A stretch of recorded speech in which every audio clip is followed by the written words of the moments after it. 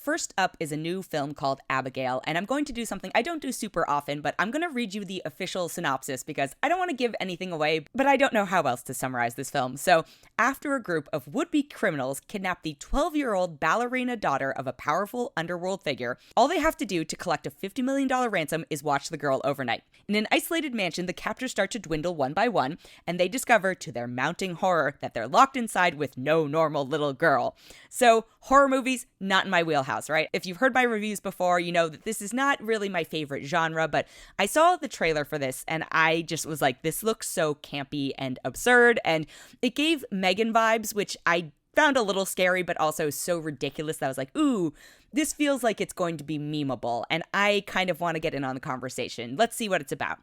I think it does kind of fit into that ridiculous can't be movie sector. I don't think it's as successful as something like Megan. In fact, I'm sure after the success of Megan, they either fast-tracked this or, already had it shot and they were like, get it out the door now. But it has its merits. It's from the duo who did the film Ready or Not, which I won't lie, I didn't see. Seemed too scary.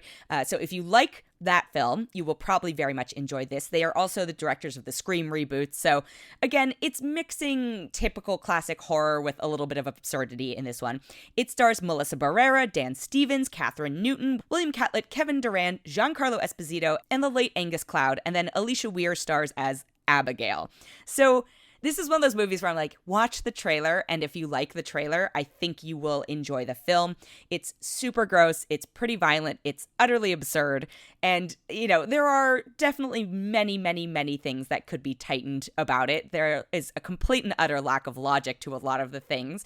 I think they are truly trying to strike that balance, and not necessarily from a marketing perspective, but trying to strike the tonal balance of, how do we be self-referential, and we know that the kind of genre of horror is shifting or is in like a different kind of era currently, and not that there's anything wrong with that, but it's not necessarily everything is going to be straightforward classic horror spooky jump scare stuff. So I liked that this had a sense of humor. I thought the girl is Abigail.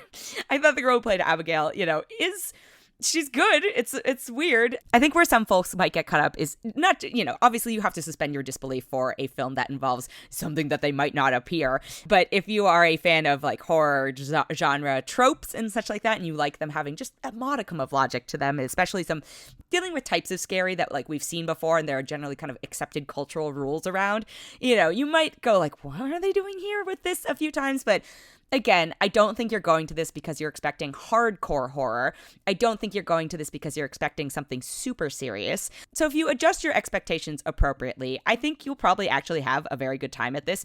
I was not expecting to. I was hoping to after how much I found myself enjoying Megan. So the fact that I was able to enjoy this, and, I am a huge scaredy cat. That's why I don't love horror movies. So I did have to cover my ears and, crunch down a little bit because you just, you know when the scares are coming, and that doesn't devalue the film, but, it's just for me, this is why I don't love the genre. But the other thing I will say is, the absurdity of the performances. Half the time, it feels like a lot of them are in very different movies, and I want to say it works, but it doesn't quite.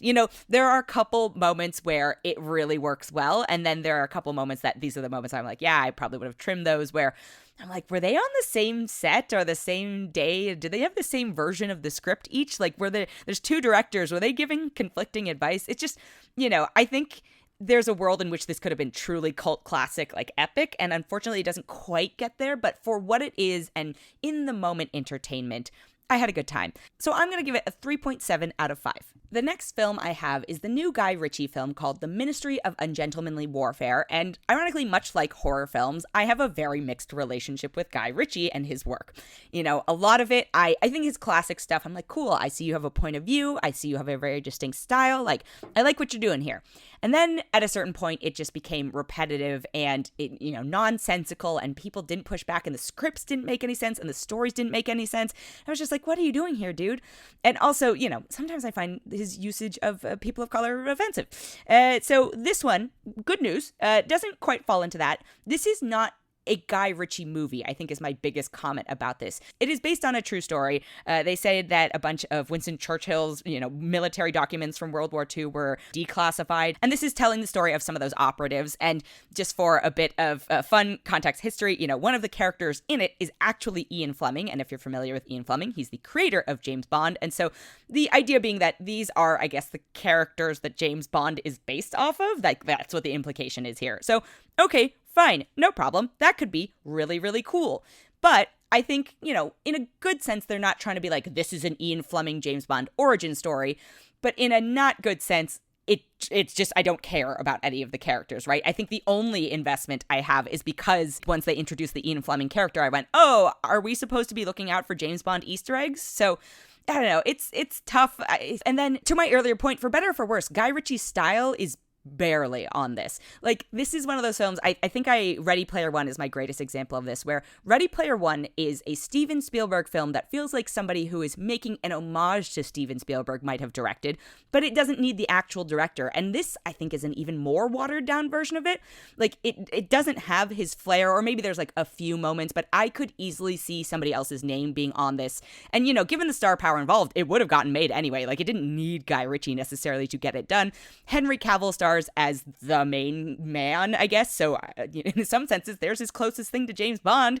Eiza Gonzalez is in it, Henry Golding, Carrie Ells, Alan Ritchson, Alex Pettyfer, Hero Finds Tiffin, Babs Oluson-Mokon, Henry Zaga, and, again, it's a good, decent cast, although much like Abigail, there are two different plots going on here, and some of that is a structural thing, and okay, fine, but I'm like, are they just not on the same set? Did they have very different shooting schedules? So there's like two different groups of folks, and barely the twain shall meet, which I don't inherently have a problem with, but when you hype up an ensemble like this, you kind of assume that they're going to interact at some point. But just a side note, so if you're going in expecting like this huge everybody's together moment, it's a tiny spoiler, but not, that's not necessarily the direction this is going.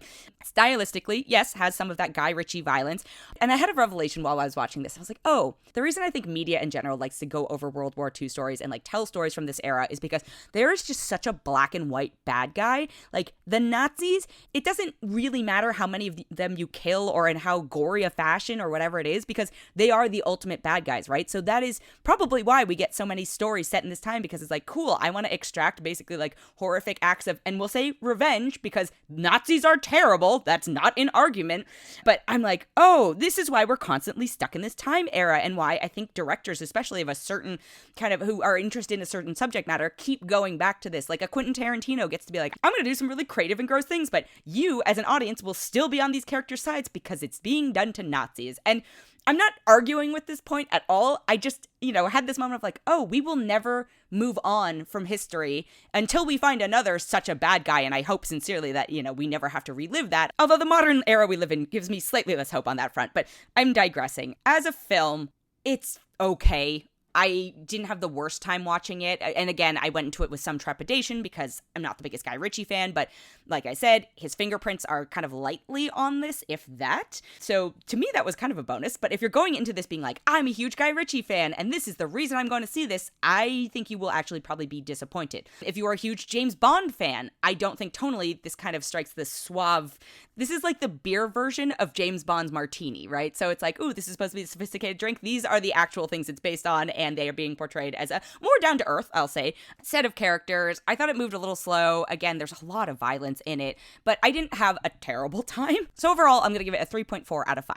The last thing I have is a new series called The Spiderwick Chronicles. And yes, this has already been made into a movie. And yes, this is based on a series of books. Now, I will fully acknowledge I had never read the books. I think they came around well after my time, and I had not seen the film. So I went into this completely fresh. It's about a family. It's a mom and her 3 kids, and they move to a small town in Michigan to help one of the kids kind of deal with some issues they're dealing with. And they take up residence in this cool naturey manner. And then the supernatural comes into play.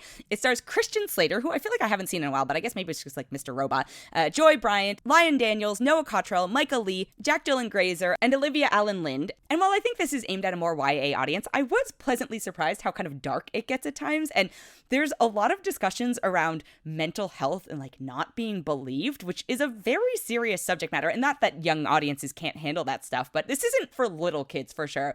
And then there's some like interesting flirting stuff with the adults in it that I was like, if you think about the implications of what the characters are, I had a lot of questions. So this is not for little kids. I want to flag that right away. I think the Wednesday crowd will enjoy this very much. All of the episodes are out streaming on Roku now. I binged through the whole thing, which I didn't have to. I just, was like, oh, let me keep going. I enjoyed the story. So Spiderwick Chronicles, I think it's worth a watch.